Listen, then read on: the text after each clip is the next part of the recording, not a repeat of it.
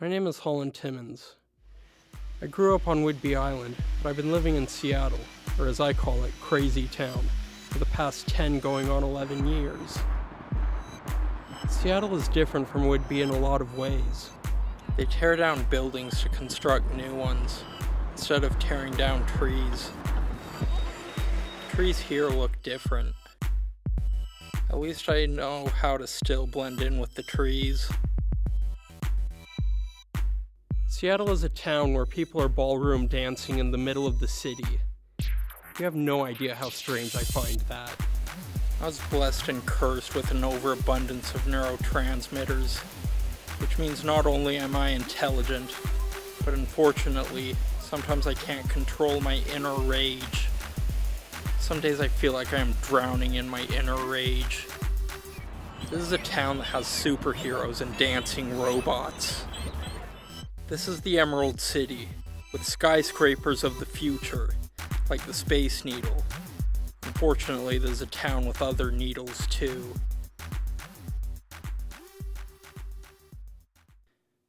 The truth is that I don't think I would be who I am today if I did not grow up on Whidbey.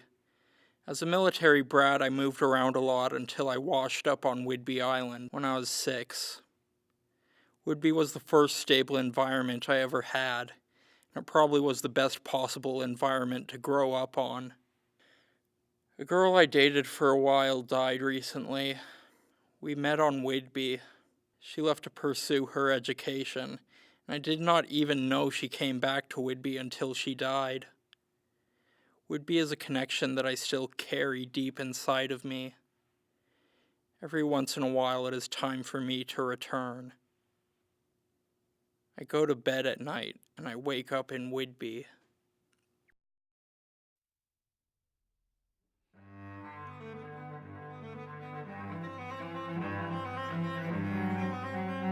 So much history, both recorded and personal. I guess I should start at the beginning of it all. When I was 7, we bought 10 acres of wooded property and built a house here in Winona Woods. Being back home makes me want to do my happy dance. I remember only getting lost exploring the woods once. I knew enough to find my way back. The weather here can get pretty extreme. There are 80-mile-an-hour winds that can pick up entire trampolines and carry it large distances. This one time it picked up the trampoline and deposited it right on top of me. It took the entire Boy Scout group to pick it up off of me. Winona Woods is located in Langley. Langley is a special place to me. It is the perfect small town to visit on a summer if you are a tourist. At the Commons I visit someone I have known for some time, a fellow islander by the name of Tamara Morton. She has one of the more interesting takes on what island life was like for me as opposed to nowadays. I didn't really know Holland that well when I was growing up.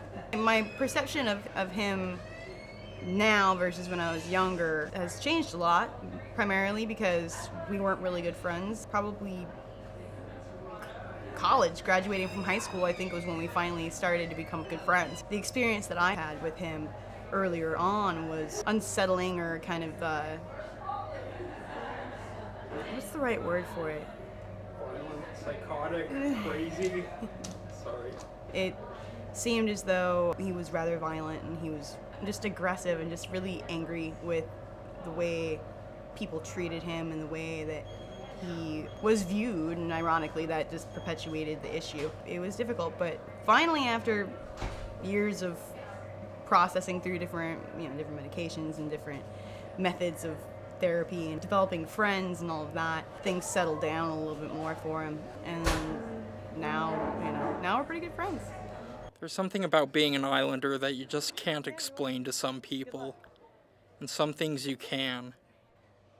I think to be an islander is to be looking for your own definition of Shangri-La. I think for many of us here, that's what it is. We each want our own definition of Shangri-La. There are a few places I would like to show you guys. We'll begin at Robbie Cole's house, known to many as the Compound. I arrived during the annual Easter beer hunt.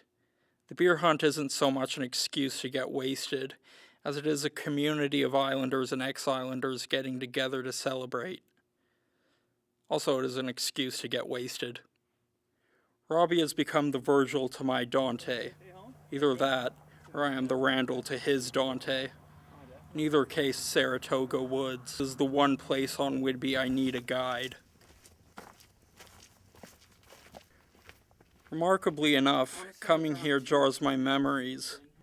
Robbie and I gazing up on the giant rock, my mind opens up. I begin to remember my mother taking my family here when I was a teenager. I got to see the Waterman Rock for the first time. Fort Casey, part of a three-fort defense system made up of the Triangle of Fire. The guns here could lob shells 10 miles, but they were never fired. This place must have been a dream job for the servicemen who had to run the place. Coming here reminds me of the military presence on Whidbey Island, and the military presence of my friends and family. One of the best parts of Fort Casey is the view. E.B.'s Landing. Weird stuff has happened here.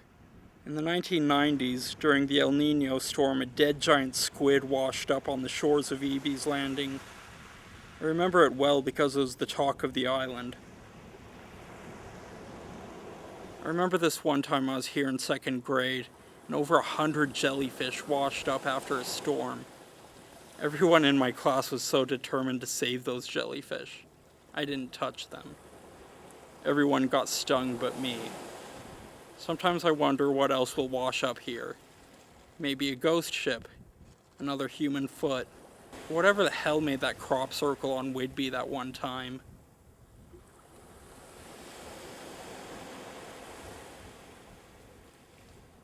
Why this was named Deception Pass is an interesting story. The name Deception Pass came from Captain Vancouver's realization that he had mistaken an island for a peninsula, and the pass had deceived him. Deception Pass Bridge is the second way off of Whidbey. It's one of the public works projects that helped get America out of the Great Depression. This is the place that literally shows how to live life on the edge. It is an attitude I have carried throughout my life.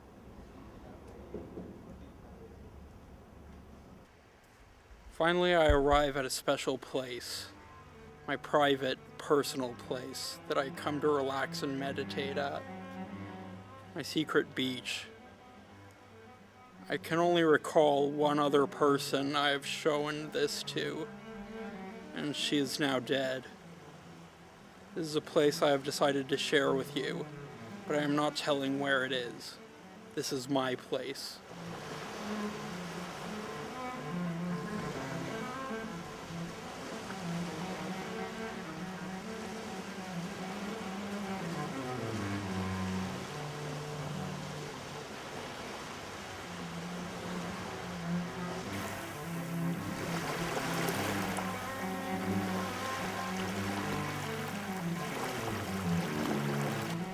Some things about my life I am not willing to share. Not a lot, just some. Hard to believe I've not been here for a decade. I've spent a decade on Whidbey Island and a decade on the mainland.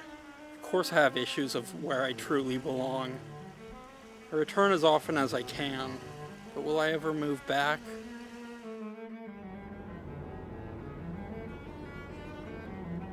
Having gone around home, I am still conflicted about returning. Is this still home, or have I moved on? Will I ever move back? Maybe, just not today.